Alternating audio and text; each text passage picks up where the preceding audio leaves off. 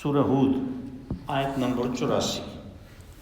اعوذ باللہ من الشیطان الرجیم، بسم اللہ الرحمن الرحیم۔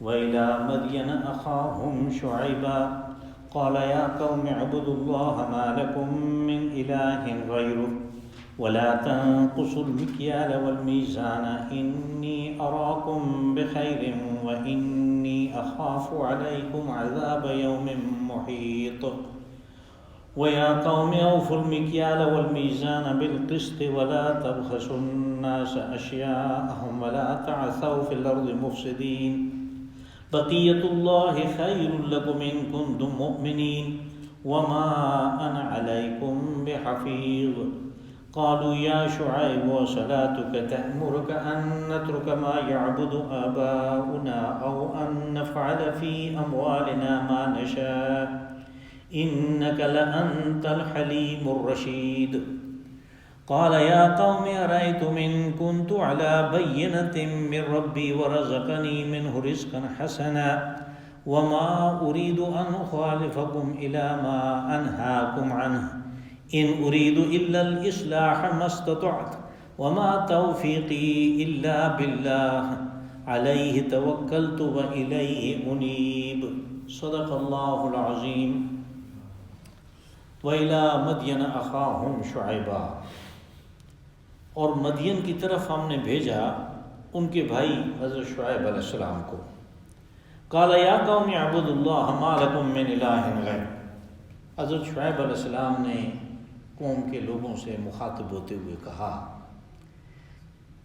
کہ تمہیں کیا ہو گیا، اللہ کی پرستش کرو، اس کے علاوہ کوئی بھی معبود نہیں ہے۔ ولا تنقصوا المکیال والمیزان، اور ناپ تول میں کمی مت کرو۔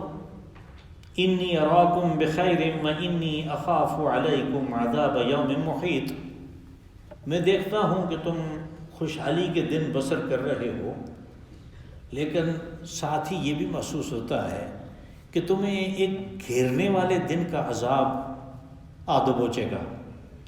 وَيَا قَوْمِ أَوْفُوا الْمِكْيَالَ وَالْمِيزَانَ بِالْقِسْطِ، قوم کے لوگوں ناپ اور تول میں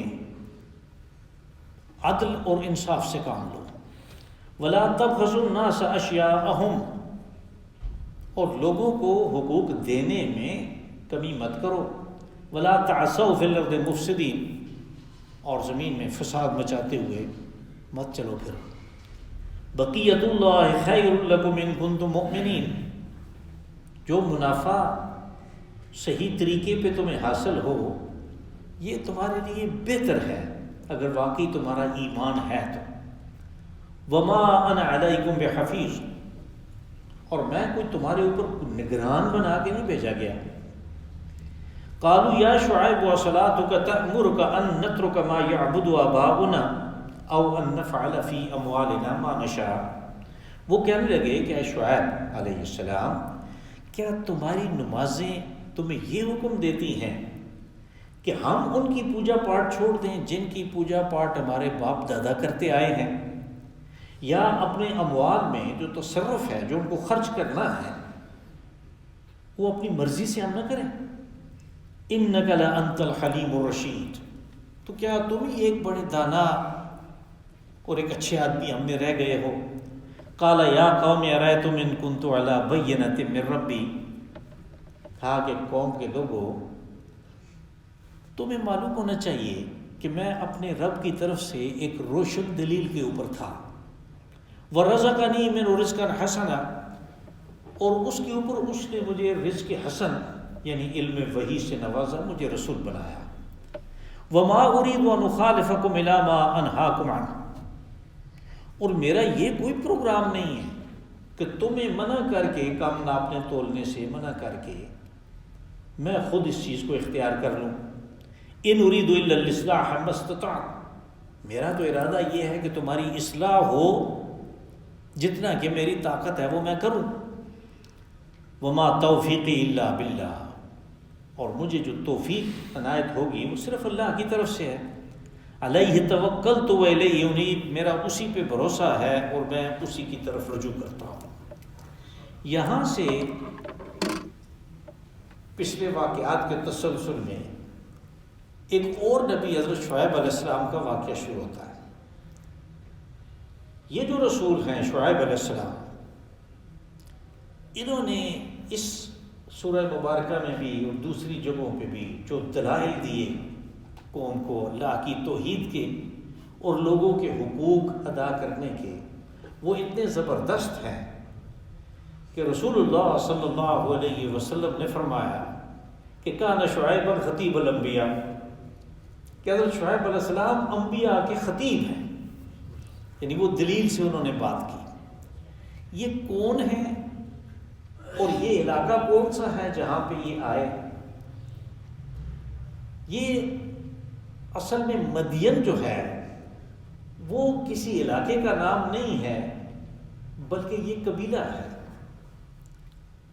حضرت ابراہیم علیہ السلام نے ایک تیسری شادی کی تھی اور اس کے بطن سے جو بیٹا پیدا ہوا اس کا نام مدین تھا، اور اس کی ماں کا نام قطورہ تھا۔ تو حضرت ابراہیم علیہ السلام توحید کے اس دنیا میں آنے والے سب سے بڑے علمبردار تھے۔ آپ نے اپنی اولادوں کو اس وقت کی معلوم دنیا میں مختلف جگہوں پہ بسایا، اور مقصد صرف ایک ہی تھا کہ شرک سے لوگوں کو بچایا جائے۔ حضرت اسماعیل علیہ السلام کو لک و دک جگہ پہ چھوڑا مکہ میں، لیکن آپ کو پتہ تھا کہ زبردست آبادی وہاں پہ ہونے والی ہے، انہوں نے دعا بھی فرمائی اس چیز کی۔ حضرت اسحاق کو آپ نے عراق میں آباد کیا، اور مدین کو آپ نے اس جگہ پہ آباد کیا جو اس وقت یعنی بحر کلزم کے مشرق میں جو تجارتی شاہراہ ہے، پرانے زمانوں کی جو تجارتی شاہراہ ہے جو شام کو ملاتی ہے حجاز سے، اس کے اوپر واقع تھا۔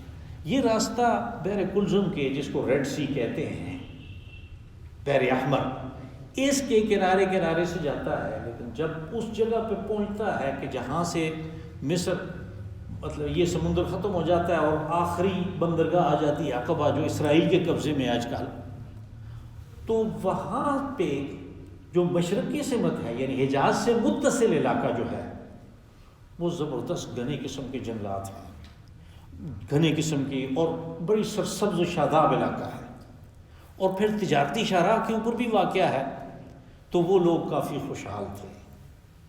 لیکن خود بھی تجارت پیشہ ہونے کی وجہ سے کہ شام سے آنے والے بھی وہاں پہ پڑاؤ کرتے تھے، ایک اچھی جگہ ہونے کی وجہ سے جنوب سے جانے والے بھی ادھر پڑاؤ کرتے تھے، تو وہ لوگ خود بھی وہاں پہ کاروبار کرتے تھے، لیکن وہ کاروبار ان کا جو تھا وہ دھوکہ دہی، کم ناپنے تولنے اور اس طرح کی، اور یہ ایسی خباثتیں ہیں یعنی حقوق العباد میں جو تجاوز ہے کہ آپ پیسے پورے لیں چیز کم دیں، یہ ایسی چیز ہے کہ جس کی کھوک سے لاکھوں قسم کے گناہ جنم لیتے ہیں۔ پس وہ لوگ جو کہ حضرت ابراہیم علیہ السلام کی اولاد میں سے تھے، اور زیادہ کوئی دور کی بات نہیں تھی، چوتھی پانچویں نسل میں تھے، وہ مشرک ہو گئے، انہوں نے بت پرستی شروع کر دی۔ پھر اللہ نے ان کو ایک اور موقع دیا اور ان کے اوپر رحم کیا کہ انہی میں سے ایک رسول بنا کے بھیجا۔ اور جیسے میں اکثر گزارش کرتا ہوں ان واقعات میں کہ رسول ان میں سے آنے کا مقصد یہ ہے کہ اجنبیت اور غیریت جو ہے اور پھر زبان کا جو فرق ہے وہ نہ ہو، تاکہ وہ لوگ اور پھر وہ لوگ اس کی پہلے کی زندگی کو بھی دیکھیں، مد نظر رکھیں۔ جیسے ہمارے رسول صلی اللہ علیہ وسلم کو پہلے کی زندگی میں وہ صادق و امین کہتے تھے، ان کی بڑی عزت و آبرو تھی، ہر جگہ پہ ان کا وقار تھا۔ جب توحید کی بات کی تو وہ لوگ مخالف ہو گئے۔ حضرت شعیب علیہ السلام کے ساتھ بھی یہ ہوا۔ حضرت صالح علیہ السلام کے بارے میں بھی ہم پڑھ چکے ہیں کہ انہوں نے کہا کہ آپ تو مرجون، ہماری امیدوں کا مرکز تھے، یہ کیا کر دیا تو ہمیں بتوں سے کی پوجا پاٹ سے روک دیا۔ حضرت شعیب علیہ السلام نے بھی بڑی اچھی زندگی گزاری تھی، اس زندگی کا حوالہ آگے آتا ہے آج کے درس میں۔ انہوں نے کہا قوم کے لوگوں کو کہ ما لکم من الہ غیر، تمہیں کیا ہو گیا؟ اللہ کو چھوڑ کے دوسرا کوئی معبود بنا لیا. یعنی یہ انسانیت کے گرنے کا ایک آخری درجہ ہے کہ اس نے انسان کو سب سے افضل بنایا اپنی مخلوقات میں. نے کہا سورہ بنی اسرائیل میں کہا کہ وَلَقَدْ كَرَّمْنَا بَنِي آدَمَ وَحَمَلْنَاهُمْ فِي الْبَرِّ وَالْبَحْرِ وَرَزَقْنَاهُمْ مِنَ الطَّيِّبَاتِ وَفَضَّلْنَاهُمْ عَلَىٰ كَثِيرٍ مِّمَّنْ خَلَقْنَا تَفْضِيلًا. کہ ہم نے تو بنی آدم کو بڑی تکریم اور بڑی عزت دی اور سمندر اور خشکی میں ان کو اٹھا کے رکھا ہر چیز کے اوپر. دیکھیں کیسی کیسی چیزیں آپ کے کنٹرول میں ہیں. کیسے وہ بحری جہاز جو پانی کے اوپر چلتا ہے جس میں سوئی بھی ڈوب جاتی ہے، لیکن اللہ نے انسان کو صلاحیت دی، اس نے لاکھوں ٹن وزنی جہازوں کو چلا دیا. پھر اس میں مخلوقات کیسی کیسی ہیں، کتنی کتنی زورور قسم کی اس میں مخلوقات ہیں. وہ ایک مچھلی جو ہے وہ 20 ٹن وزن کی ہوتی ہے، انسان کا کچھ بھی نہیں بگاڑ سکتی. اللہ نے اس کو صلاحیت دی، اس کے پاس ایسے ہتھیار ہیں، اس کے پاس ایسی چیزیں ہیں کہ وہ ہر ایک کو قابو میں رکھتا ہے. آپ نے دیکھا ہوگا ایک بچہ 10-12 سال کا بچہ، اس کے ہاتھ میں نکیل ہوتی ہے اور پیچھے 100 اونٹ ہوتا ہے لائن میں. اونٹ کتنی بڑی چیز ہے، لیکن اللہ نے اس کی تکریم ہے، اس کی عزت ہے کہ ہر چیز اس کے کنٹرول میں ہے. تو اس انسان کو اپنے سے کم تر چیزوں کو، اپنے ہاتھ سے بنائی ہوئی چیزوں کو، یا جیسے بعض روایات میں ہمیں ملتا ہے کہ یہ قوم جو تھی ایک درخت کی پوجا کرتی تھی، اس کا نام ایکا تھا. اس لیے کہ حضرت شعیب علیہ السلام کا تذکرہ 2 مختلف طریقوں سے آتا ہے، یا مدین کے نام سے آتا ہے یا ایکا کے نام سے. تو ہمارے مفسرین نے اس میں تطبیق کی کوشش کی کہ یہ کیا ہے. بعض نے تو کہا کہ یہ 2 علیحدہ قومیں ہیں. جب اصحاب مدین تباہ ہو گئے اور حضرت شعیب علیہ السلام کو اس عذاب سے بچا لیا گیا، تو یہ پھر دوسری جس بستی میں آئے وہ ایکا تھی. لیکن زیادہ راجح قول یہ ہے کہ یہ ایک ہی کے 2 نام ہیں. ایکا اصل میں اس جھنڈ کو کہتے ہیں، ان جھاڑیوں کو کہتے ہیں جو جنگلات میں نیچے اگ جاتی ہیں. کیونکہ یہ بہت سرسبز و شاداب علاقہ تھا، اس لیے ان کو اصحاب الایکا بھی کہتے تھے، جھنڈ والے. پس حضرت شعیب علیہ السلام نے انہیں کہا کہ تم یعنی اپنے سے کم تر چیزوں کو اپنا معبود بنا بیٹھے ہو، یہ تمہیں کیا ہو گیا؟ یعنی عقل تمہاری ختم ہو گئی ہے، خراب ہو گئی ہے، دماغ پھر گیا ہے. ما لکم من الہ غیر ولا تنقصوا المکیال والمیزان. اب من جملہ اس بڑی خرابی کے جو شرک کی تھی، ان کے اندر ایک اور خرابی تھی. شرک تو اللہ کے حقوق میں جو ڈاکہ ہے اس کا نام ہے، کہ اس کا یہ حق ہے کہ اس کو وحدہ لا شریک تسلیم کیا جائے. جو اللہ کے اس حق کو مارتا ہے وہ مشرک ہے، اس نے اللہ کا حق غصب کیا. دوسری چیز جو انسان سب سے بڑا ظلم کرتا ہے وہ بندوں کے حقوق ہیں، اور بندوں کے حقوق میں سب سے مقدم یہ چیز ہے کہ جس نے جو آپ کے ساتھ معاہدہ کیا، معاہدے ضروری نہیں سارے لکھے جائیں. جب ایک دکان کے کاؤنٹر پہ ہم کھڑے ہوتے ہیں اور اس سے پوچھتے ہیں کہ بھئی یہ کتنے کا ہے یہ فریم، وہ کہتا ہے جی شیشہ ڈال کے میں آپ کو یہ 500 روپے کا دوں گا، میں مان جاتا ہوں، تو بس یہ ہمارے درمیان معاہدہ ہو گیا. اب اس کو لکھنے کی پڑھنے کی اس کی ضرورت نہیں ہے. یہ جو عہد و پیمان ہے اس کو پورا کرنا کہ جب وہ مجھے دے تو میں اس کو 500 روپیہ دوں، اور وہ مجھے وہی چیز دے جو ہمارے درمیان طے ہوئی ہے. اگر اس میں کوئی بھی ایک فریق ڈنڈی مارنے کی کوشش کرے تو یہ حقوق العباد میں تجاوز ہے اور سخت ناپسند ہے. کہ جہاں شرک اللہ معاف نہیں کرے گا، اس نے کہا میں سب معاف کر دوں گا، شرک معاف نہیں کروں گا. وہیں پہ اس نے یہ قانون بھی رکھا کہ جو حقوق العباد میں تجاوز ہے اس کو میں معاف نہیں کروں گا، وہی معاف کرے گا اگر کرتا ہے تو، اور اگر نہیں کرتا تو پھر تمہیں اس کے ساتھ کوئی سودا کرنا پڑے گا، اپنی نیکیاں دینی پڑیں گی، اس کی برائیاں لینی پڑیں گی. یہ ایسی چیز ہے. اب یہ قوم جو ہے ایک طرف شرک کر رہی ہے، یعنی اللہ کے حقوق میں ڈاکہ ڈال رہی ہے، اور دوسری طرف بندوں کے حقوق میں. اور تجارت پیشہ تھے، خود بھی تجارت کرتے تھے، قافلے بھی وہاں پہ آتے تھے، تو کافی خوشحال تھے مالی لحاظ سے، یعنی ان کی اکانومی بڑی مضبوط تھی۔ کہا کہ انی اراکم بخیر و انی اخاف علیکم عذاب یوم محیط۔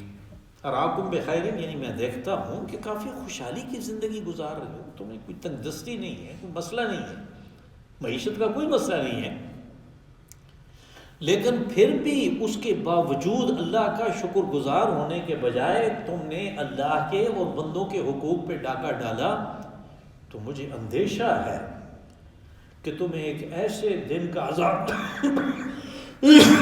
آ گھیرے گا کہ جس کی حدود سے تم باہر نہیں نکل سکتے، محیط یعنی تمہیں گھیرے میں لے لے گا وہ دن۔ وَيَا قَوْمِ أَوْفُوا الْمِكْيَالَ وَالْمِيزَانَ بِالْقِسْطِ۔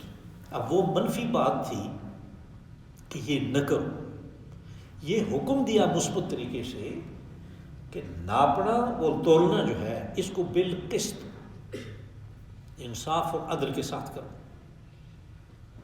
اب انصاف اور عدل کے ساتھ کرنا یہ بھی ہے کہ جس باٹ سے آپ لیتے ہیں اسی باٹ سے آپ دیں گے۔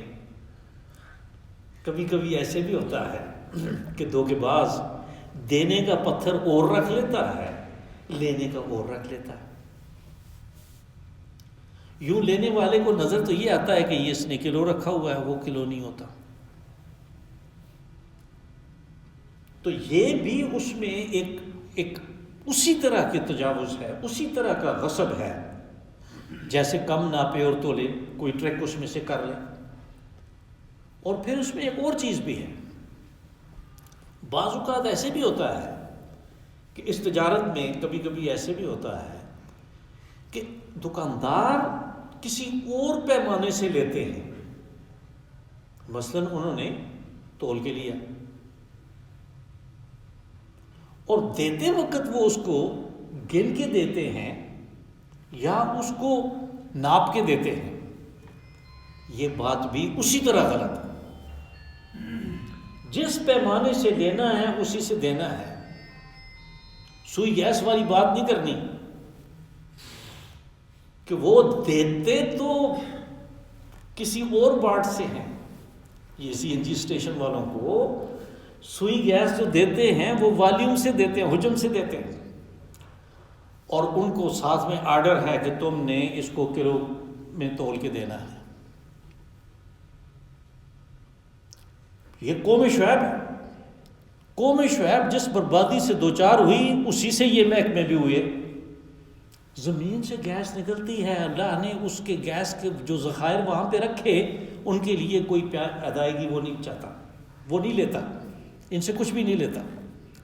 جب باہر آتی ہے تو اس میں سلفر کا کانٹینٹ ہوتا ہے، گندھک جس کو کہتے ہیں اردو میں، یہ اس سلفر کو نکال لیتے ہیں اس لیے کہ وہ پائپوں کو ختم کر دیتی ہے، اس میں سوراخ ہو جاتے ہیں اگر سلفر بیچ میں ہو۔ سلفر جو ہزاروں ٹن وہاں پہ نکلتی ہے، صرف اس سے سارا خرچہ جو ہے وہ برابر ہو جاتا ہے۔ آپ کے گھر تک جو گیس پہنچتی ہے، آپ کی گاڑی تک جو گیس پہنچتی ہے، وہ ان کو مفت میں ملی ہے، اس کا سارا خرچہ آنے لے جانے کا وہ گندک سے نکلا ہے۔ ذرا اس کے ریٹ دیکھیں کہاں گئے۔ اور دونوں کمپنیاں سوئی نادرن اور سوئی ساؤدرن، ان کی تباہی اور بربادی کے قصے دیکھیں۔ قوم شعیب، قوم کا جو حال ہوا اس قوم کا، وہ ان کا بھی ہو رہا ہے۔ کہا کہ تم برابر انصاف کے ساتھ تولو اور ناپو، ولا تبخسوا الناس اشیاءہم، لوگوں کو جس چیز کے دینے کا، جس مقدار کے دینے کا معاہدہ ہوا اس میں کمی مت کرو۔ ولا تعثوا فی الارض مفسدین، یہ ناپ تول میں جو کمی ہے یہ اصل میں فساد کو جنم دیتی ہے، اور تم اگر یہی کام کرتے ہو تو گویا تم فساد مچا رہے ہو زمین میں۔ بقیت اللہ خیر لکم ان کنتم مؤمنین، ساتھ میں ترغیب دی کہ دیکھو بقیت اللہ سے مراد یعنی وہ منافع جو جائز ہے اس کو بقیت اللہ کا، اللہ کی طرف سے ملنے والا منافع۔ جو تم نے صحیح ناپ کے صحیح تول کے جو منافع کمایا وہ اللہ کی طرف سے ملنے والا منافع ہے، وہ تمہارے لیے بہتر ہے۔ اگر تمہارا ایمان ہے اللہ کے اوپر تو پھر وہ تمہارے لیے بہتر ہے۔ وما انا علیکم بحفیظ، اور ساتھ میں یہ کہا کہ یہ یاد رکھو کہ میں کچھ تمہارے اوپر داروغہ نہیں مقرر کیا گیا کہ مجھ سے سوال ہوگا کہ اس قوم نے کیوں نہیں اللہ کے حقوق پورے کیے اور بندوں کے حقوق کیوں نہیں ادا کیے۔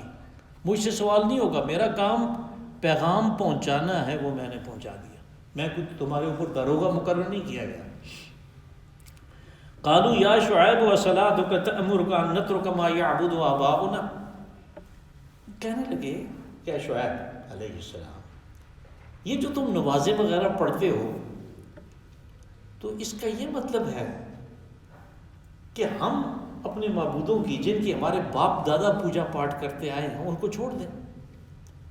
اب جیسے میں نے پچھلے بھی 2 واقعات میں یہ گزارش کی تھی کہ آدمی کے لیے اپنے باپ دادا کے جو رسوم ہیں ان کو چھوڑنا بڑا مسئلہ ہے۔ یعنی ایک طرف عقل ہے جو اللہ نے انسان کو دی، اس کے پاس اس سے قیمتی کوئی چیز نہیں ہے، عقل سے قیمتی کوئی چیز نہیں ہے، اس سے اگر کام نہیں لیتا تو پھر تو جانوروں والی ساری بات ہے، پھر تو گدھے گھوڑے سب برابر ہو گئے، انسان برابر ہو گئے آپس میں۔ انسان میں اور جانوروں میں فرق جو ہے وہ عقل کا ہے، ورنہ وہ بھی کھاتے پیتے ہیں، ان کو بھی بھوک لگتی ہے، وہ بھی اپنی نسل کے بڑھانے کے لیے سب کچھ کرتے ہیں، کوئی خاص فرق نہیں، فرق عقل کا ہے۔ عقل کو استعمال کر کے فیصلہ کرنا کوئی اور بات ہے، باپ دادا کے رواج کے اوپر چلنا کوئی اور بات ہے۔ اور لوگ باپ دادا کے رواج کو چھوڑنے کے لیے تیار نہیں ہوتے، ان کے سامنے آیت رکھو کہ یہ قرآن پاک میں ہے اور تم اس کے خلاف کر رہے ہو، کہتے ہیں ہمارا رواج ہے۔ صرف یہ بات کہہ دینا جو ہے کہ میں اس کے اوپر نہیں چل سکتا، یہ ہمارا رواج ہے، یہ یعنی آدمی کو بالکل اسلام کے دائرے سے نکالنے کے لیے کافی ہے کہ وہ کہے کہ وہ اس نے تو اس آیت کو تسلیم کرنے سے انکار کر دیا رواج کی وجہ سے، اور یہ کوئی نئی چیز نہیں ہے۔ شروع زمانے سے ابراہیم علیہ السلام کے زمانے میں انہوں نے کہا کہ ما هذه التماثيل التي انتم لها عاكفون قالوا وجدنا آباءنا لها عابدين، وہ بھی کہنے لگے کہ ہم تو باپ دادا کو دیکھتے ہیں، انہی کی پوجا پاٹ کرتے تھے۔ بس عقل سے کام لیں تو پتہ چل جاتا ہے کہ اس رواج کو چھوڑنا بہتر ہے، اس لیے کہ یہ ہمیں کوئی فائدہ نہیں دے رہا، یہ ہمارے لیے نقصان کا انتظام کر رہا ہے۔ تو انہوں نے بھی یہی بات کہی کہ تم نمازیں پڑھتے تھے تو ہم تو چپ تھے کہ ٹھیک ہے، لیکن آخر یہ نمازیں یہ رنگ لائی کہ ہم سے ہمارے باپ دادا کے جو معبود ہیں وہ چھڑاتے ہو۔ او ان نفعل فی اموالنا ما نشاء، یا اپنے مال و دولت میں ہم تصرف اپنی مرضی سے نہ کریں۔ یہ بھی ایسی چیز ہے کہ قرآن پاک تو بہت مختصر طریقے میں بات کو بتا دیتا ہے کہ اپنے مال میں قوم شعیب نے کہا کہ ہم اپنے اموال میں تصرف اپنی مرضی سے نہ کریں، جیسے ہم چاہیں ویسے خرچ نہ کریں۔ نہیں، یہ تصور اس وقت پیدا ہوتا ہے جب آدمی کہتا ہے یہ میرا مال ہے، جبکہ اللہ کا قانون یہ ہے کہ یہ سب اللہ کا ہے۔ وہ کیوں کہتا ہے؟ اب 5-6 صفحے کے بعد بات آتی ہے للہ ما فی السماوات و ما فی الارض، اللہ ہی کا ہے جو آسمان اور زمین۔ اس لیے کہ یہ آدمی آہستہ آہستہ وہ اس چیز کا خوگر ہو جاتا ہے کہ نہیں یہ میرا ہے، آزمانے کا، کسی کو دے کے کسی سے لے کے۔ یہ امتحان ہے، یہ نہ کسی کی دعاؤں کا نتیجہ ہے اور نہ کسی کے اپنے کوئی کمالات ہیں، یہ وہ امتحان میں ہے، اس کو سمجھے وہ امتحان میں ہے۔ قوم شعیب نے کہا کہ ہم اپنے اموال میں جو ان کا نہیں ہے، اللہ کا مال ہے، اپنا ہوتا تو ساتھ لے جاتا، اپنا نہیں تھا، اس لیے مال کو ادھر ہی چھوڑ گیا۔ گھڑی اتار لی، انگوٹھی اتار لی، انہوں نے ڈینچر بھی نکالنے کی کوشش کر رہے ہیں۔ اس کی کیا چیز ہے؟ اس کا کچھ بھی نہیں ہے، سب پیچھے والوں کا ہے جو اس کے اوپر جھگڑے کر رہے ہیں، عدالتوں میں بیٹھے ہوئے ہیں۔ تو قوم شعیب نے کہا کہ ہم اپنے اموال میں اپنے طریقے پہ تصرف نہ کریں. تم یہ کہنا چاہتے ہو انک لانت الحلیم الرشید، ایک تم ہی ہمارے میں دانا اور سیانے رہ گئے ہو. قال یا قوم ارأیتم ان کنت علی بینۃ من ربی ورزقنی منہ رزقا حسنا. یہ وہی بات ہے جو اکثر انبیاء اور رسولوں کے واقعات میں ہمیں ملتی ہے کہ پہلے وہ ایک دین فطرت کے اوپر ہوتے ہیں، اور دین فطرت میں کسی قسم کے کبائر نہیں. جب آدمی اپنے آپ کو اللہ کی پیدا کی ہوئی فطرت کے اوپر ڈال دے تو اس سے کسی قسم کا کوئی کبیرہ گناہ سرزد نہیں ہو سکتا. اس لیے کہ فطرت اس کی جو یعنی اس کی جو اندر جو اس کے ڈیزائن ہے وہ مسلمان کا ہے.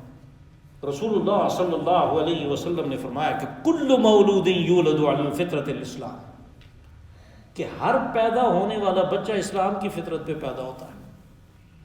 ابواہ یحودانہ او یمجسانہ او ینصرانہ، یہ اس کے والدین ہیں جو اس کو یہودی بناتے ہیں، جو اس کو نصرانی بناتے ہیں، اس کو مجوسی بناتے ہیں. اور پھر اس کے بعد ماحول آ جاتا ہے، وہ سارے کا سارا یہ چیزیں آ جاتی ہیں. بندہ جو ہے وہ دین فطرت کے اوپر ہے، لیکن یہ دین فطرت ہر ایک کو نصیب نہیں ہوتا ہے، اس لیے کہ ماحول نے، والدین نے، اور پھر گلیوں میں کھیلنے والے جو ساتھ کے بچے ہیں وہ، اور سکولوں اور کالجوں میں جو ماحول ہے وہ اس کے دین فطرت کی تمام جو مرغوبات ہیں ان کو دبا دیتا ہے، اور اس کی جگہ نئی امنگیں اور نئی خواہشیں آ جاتی ہیں. انبیاء اور رسولوں کی یہ بات نہیں ہے.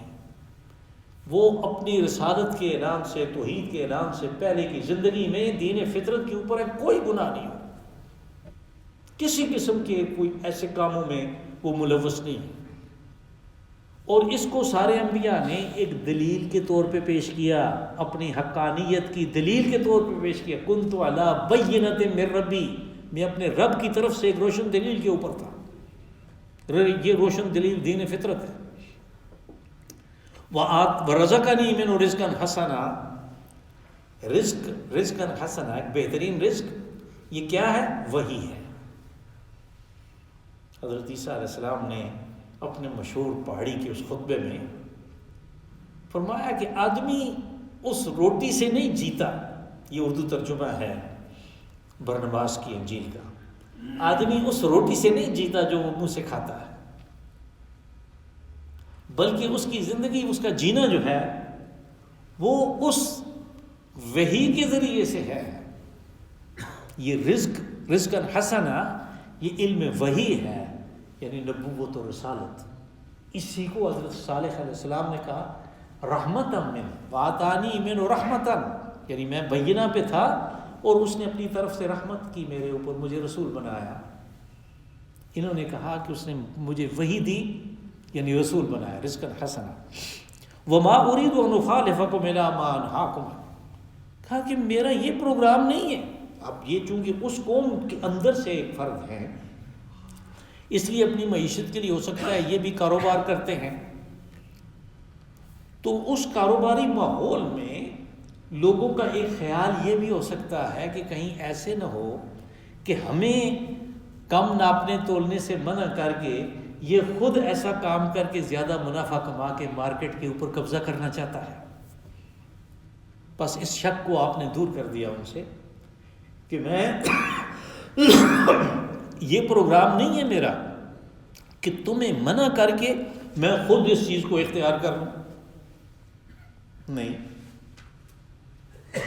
میں مارکیٹ پہ قبضہ نہیں کرنا چاہتا، اور میرا پروگرام خود برائی کا ارتکاب کا نہیں ہے جس برائی سے تو میں روکتا ہوں، یہ میں نہیں کروں گا.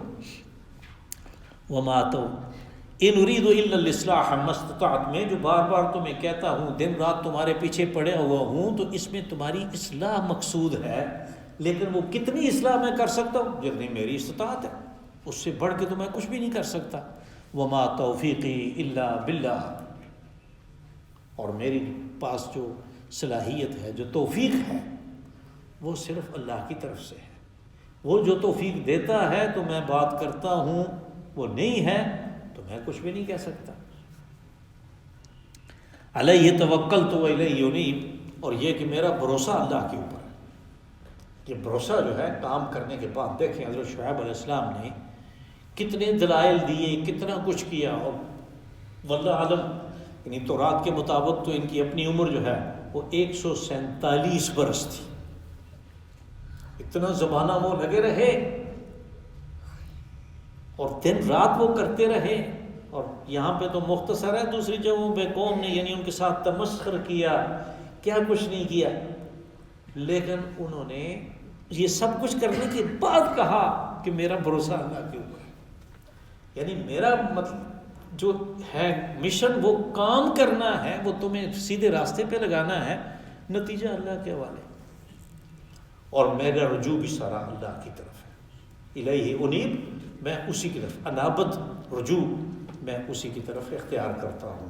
اللہم صلی وسلم وبارک وانعم علی عبدک ورسولک ونبیک محمد